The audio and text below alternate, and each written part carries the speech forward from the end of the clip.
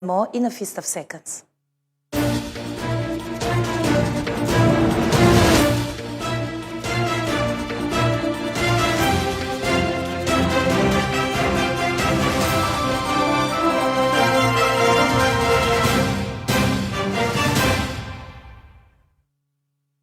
Once more, welcome and good evening, dear televiewers. We open in Gabon following the decision to suspend the latest measures taken to fight COVID-19 in the country. The government has just recalled the measures in force in the country through a press release. Let's listen to Madeleine Baird, spokesperson for the Gabonese government. By number 219 CC of December 28, 2021, addressed to the Prime Minister, head of government, the Constitutional Court notifies the suspension in applying the contentious decree until the decision on the said appeal. Taking note of this decision and in view of the increasing numbers of contaminations observed in the last few days, the government reaffirms the maintenance of measures applied before December 15, 2021 for the prevention and fight against the spread of COVID-19.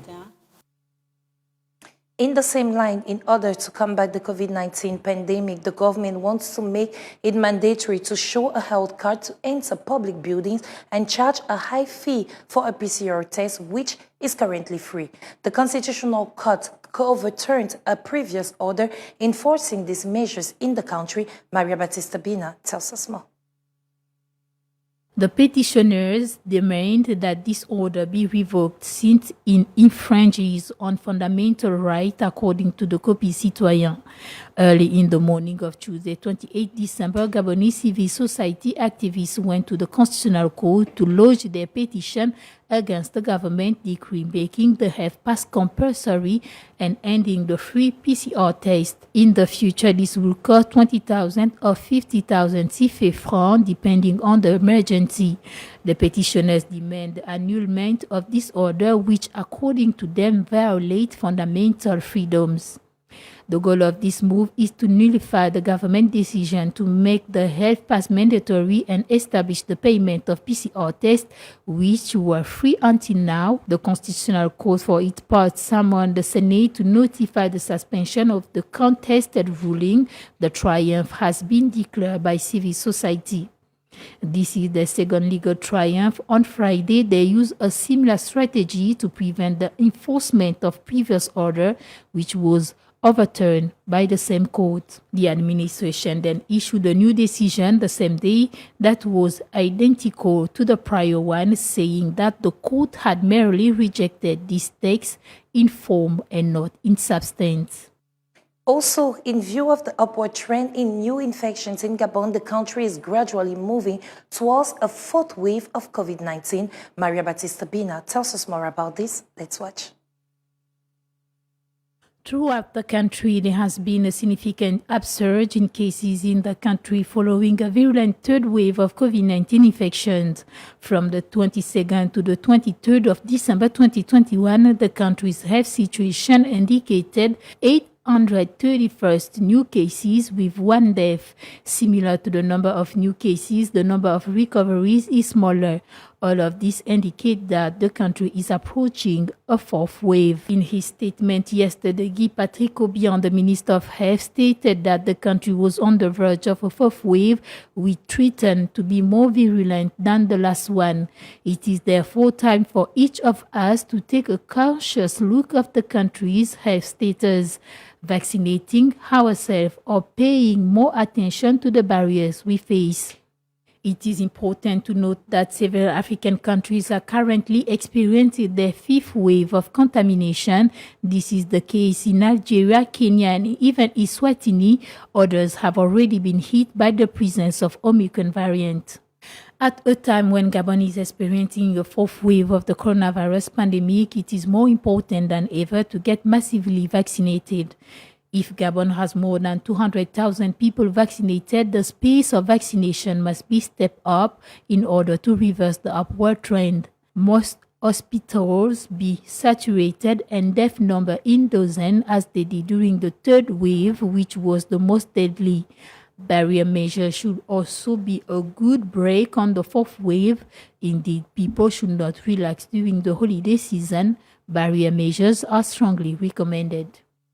We stay in health, but this time in the Democratic Republic of Congo, a vaccination campaign was launched against cholera this 27 December. 3 provinces in the east where there is an increase in the number of cases are in the line of the fire of the WHO. More details in this report. Let's take a look at this.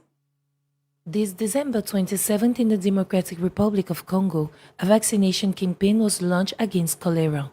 4 million doses of vaccines were delivered by the WHO in the provinces of Tanganyika, Holomami, and South Kivu. Authorities plan to vaccinate approximately 2 million people aged 1 year and older as the disease is endemic in the region. This highly contagious bacterial disease causes severe diarrhea and dehydration and can quickly lead to the death if left untreated. Since the beginning of 2021, the DRC has reported 8,279 suspected cases, including 153 deaths. The bacteria thrives in places with poor sanitation and is transmitted through contaminated water and food. Many people in the country face malnutrition, and in the east, there is widespread conflict. Cholera is just one of the many infectious diseases in the country, which is also plagued by malaria, which kills an estimated 20,000 people a year, as well as measles, yellow fever, and polio. As a reminder, the current vaccination is the second massive campaign against cholera in the country since the beginning of the year. Last March and July, more than 1.4 million people were vaccinated in the southeastern province of Haut-Katanga. Authorities are confident that preparations have been well done as there is little resistance on the ground from the population. From health to politics, this time in brief and images, the Supreme Court of the Gambia rejected on Tuesday the appeal of the unsuccessful candidate in the presidential election of early December, Ousseynou Dorbey, who denounced irregularities, thus validating the re-election of the outgoing head of state, Adama Barrow. The latter, whose accession to the presidency 5 years ago had put an end to more than 20 years of power of Yahya Jammeh, won the presidential election of December 4th with about 53% of the votes against about 27% for his main opponent, results which were validated by the Electoral Commission in the country. From politics to economy, the Bank of Central African States, the BEAC, launched on December 27th an operation to take back 50 billion CFA of their long maturity, that is 1 year, liquidity on the money market for a fixed interest rate of 0.50%. The details are in this report. Watch. With a view to fighting inflation in the Economic and Monetary Community of Central Africa, CEMAC, the Bank of Central African States launched this Monday an operation to restore liquidity in commercial banks in a situation of excess liquidity. According to the tender notice issued to banks in the zone, credit institutions admitted that money market intervention segment as resource providers that have not requested BEAC refinancing at least once in a rolling 12-month period are eligible for this operation. This financial operation, which has fixed a rate of 0.50%, is open for a maximum of 1 bid per bidder. Such a practice aims to relieve commercial banks in a situation of excess liquidity, likely to inject more funds into the economic circuit than necessary at the risk of generating inflationary tendencies on the sub-regional market.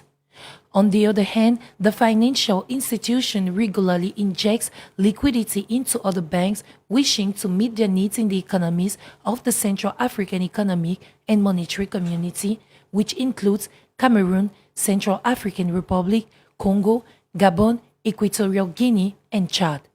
As a reminder, by March 2020, these banks' liquidity operations had been suspended. In order to mitigate the adverse effects of COVID-19 on the economies of this region, the resumption of liquidity in the vaults of banks in the monetary zone is seen as essential for the resumption of the economic growth.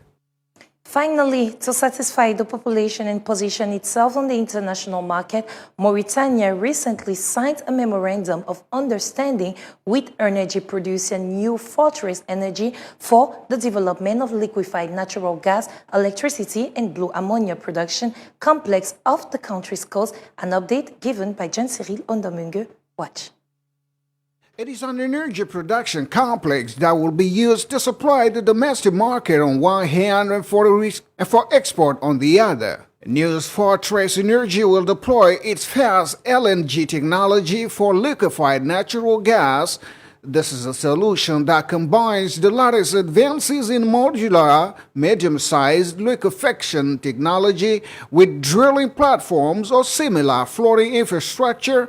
The aim is to enable a much lower cost and faster deployment scheduled of floating liquefaction vessels. Once in production, NFE's complex will strengthen the industrialization efforts around natural gas and help reduce emissions through a clear alternative to traditional fuels. The company offers innovative tools to produce liquefied natural gas from these fuels using environmentally friendly fast LNG liquefiers, a solution that helps accelerate the global transition to clear fuels. Mauritania wants to develop its industry and grow its economy with the provision of natural gas and modern electricity infrastructure. This will also bring more affordable, reliable, and cleaner energy. This will make the country a leading exporter of clean LNG and blue ammonia. We have come to the end of this news edition, and our news director Alex Ngoy sends the summary. In economy, the Bank of Central African States, BEAC, launched on December 27th an operation to take back CFA 50 billion liquidity on the money market for a fixed interest rate of 0.50%. In health, the launch in the Democratic Republic of Congo of a mass vaccination campaign against cholera this 27 December. 3 provinces in the east of the country were the main targets. It is always a pleasure to inform you on G24. Note that information continues on our channel and social media.